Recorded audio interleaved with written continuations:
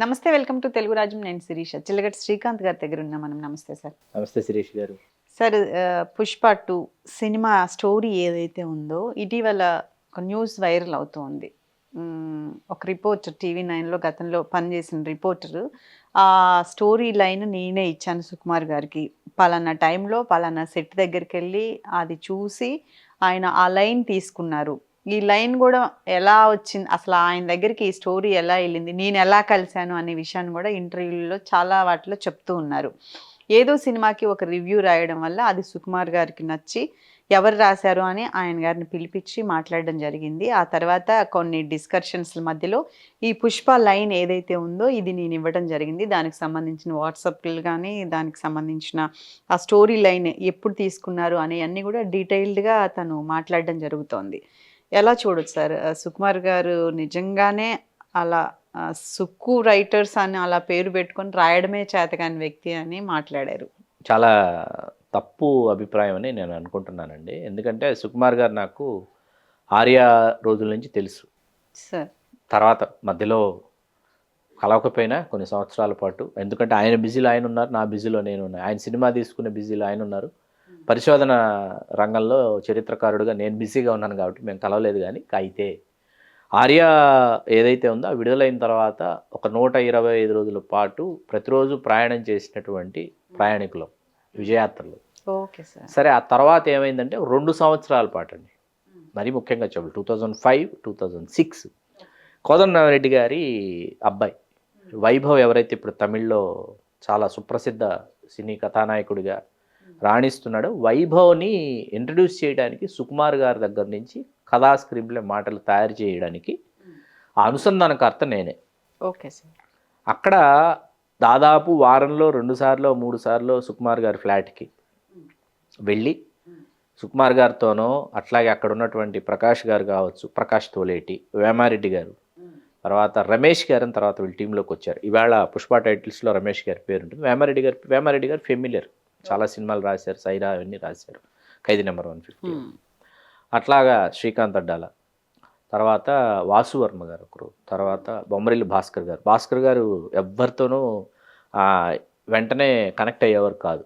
భాస్కర్ గారి పని ఏంటో, భాస్కర్ గారు ఏంటో అలా ఉండేది. హాయ్ హలో భాస్కర్ గారు. ఇట్లా దాదాపు ఒక 20 మంది అండి, 20 మంది కలిసి కూర్చొని భోంచేయడం కావచ్చు, మాట్లాడుకోవడం కావచ్చు, చిరుతిళ్ళు తినటం కావచ్చు, సినిమాలకు వెళ్ళడం కావచ్చు. Okay sir. ఆర్య విడుదలైపోయి 2004 బుక్ ఫెస్టివల్స్ టైంలో మేమందరం వెళ్ళి బుక్ ఫెస్టివల్కి వెళ్ళి బోల్డ్ పుస్తకాలు కొనుక్కొని వచ్చి నేనే సెలెక్ట్ చేసి, నాకు బాగా గుర్తుంది. అవన్నీ ఒకసారి జ్ఞాపకాలని గుర్తొస్తున్నాయి నాకు. 2005లోనో 2006లోనో ఈ ఎర్రచందనం కూలీల గురించి మాట్లాడుకున్నాం. Okay sir. బాగా గుర్తుంది నాకు ఈ ఎర్రచందనం కూలీల గురించి. ఎందుకంటే రాజశేఖర రెడ్డి గారు ముఖ్యమంత్రి అయిన సమయం అది.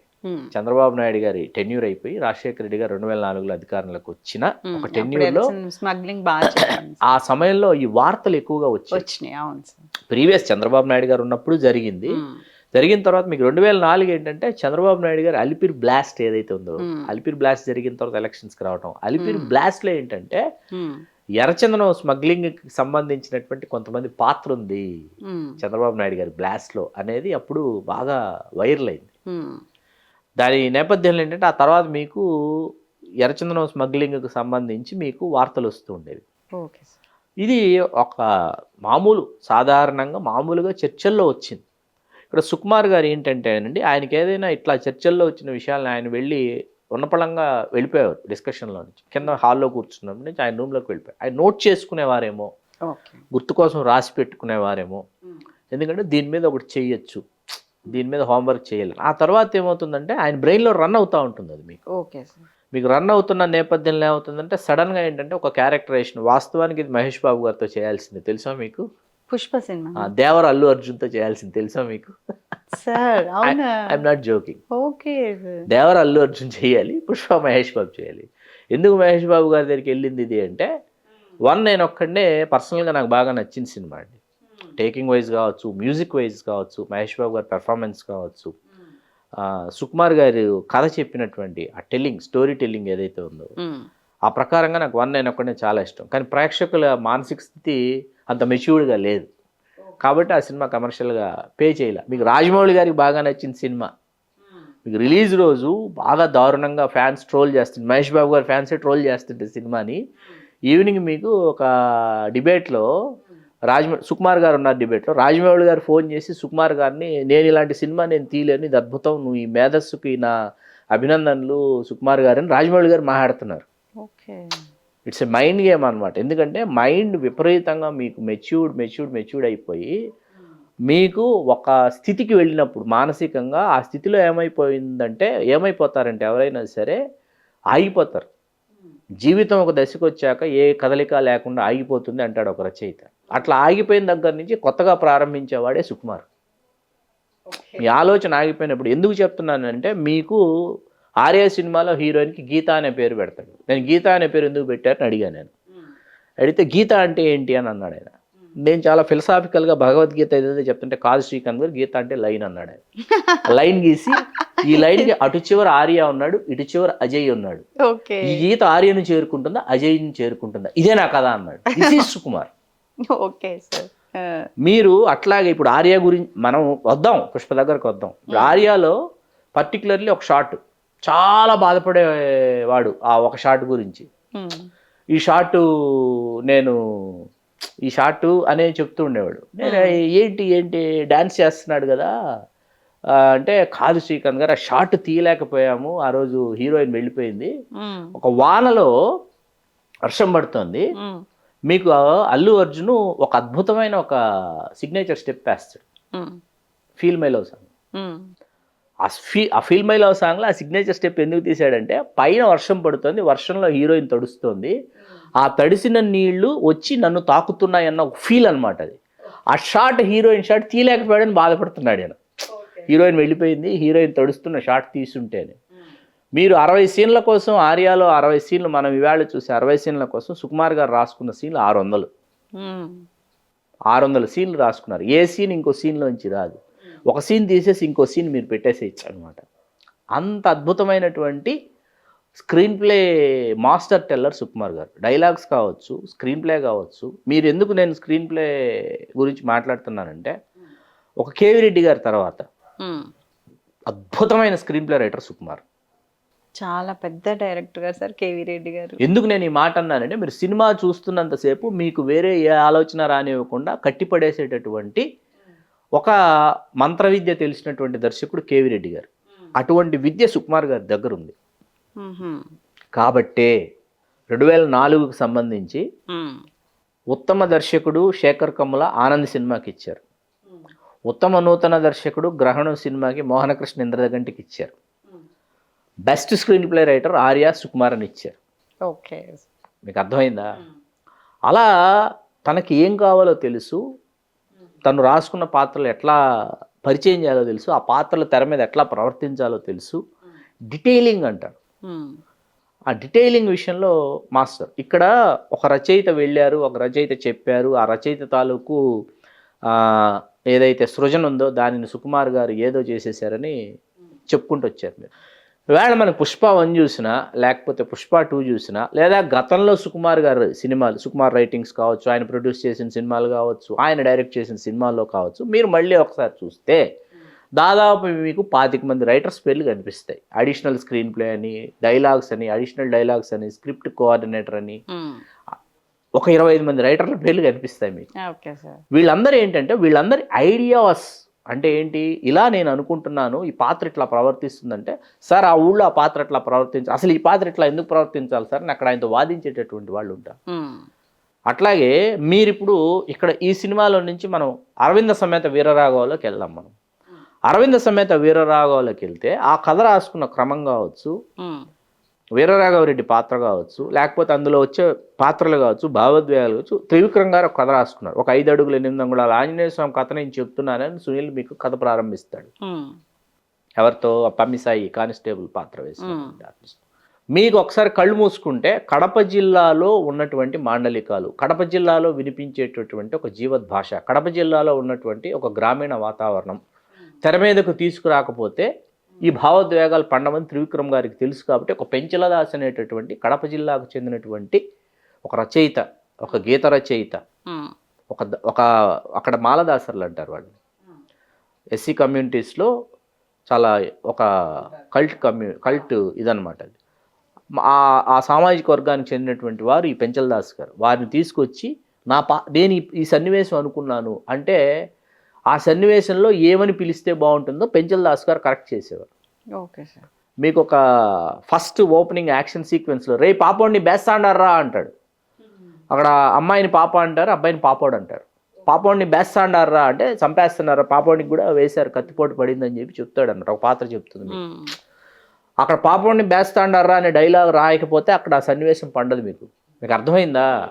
అక్కడ మీకు ఏమైందంటే, మీకు రాష్ట్ర విభజన జరిగిన తర్వాత 2014 తర్వాత తెలుగు సినిమా ఏమైందంటే పూర్తిగా తెలంగాణ సంస్కృతిలోకి, తెలంగాణ పాత్రలు, తెలంగాణ భావోద్వేగాలు, తెలంగాణ మాండలికం అనేది ఇది ముందు వరుసలోకి వచ్చింది. Okay sir. ఈ ముందు వరుసలోకి వచ్చిన తర్వాత ఏంటంటే మనం ఒకే విధమైన, అంటే విలన్ తెలంగాణ మాట్లాడుతున్నాడు, భాష మాట్లాడుతున్నాడు మాండలికం, లేకపోతే ఒక కమెడియన్ మాట్లాడుతున్నాడు, లేకపోతే ఒక క్యారెక్టర్ ఆర్టిస్ట్ మాట్లాడు, వెన్నెల కిషోర్ గారు కావచ్చు, ప్రియదర్శి గారు కావచ్చు, రాహుల్ రామకృష్ణ గారు కావచ్చు, ఇవన్నీ మనకి బలగం వేణు గారి సినిమా కావచ్చు, ఇట్లా చాలా నంబర్ ఆఫ్ మూవీస్.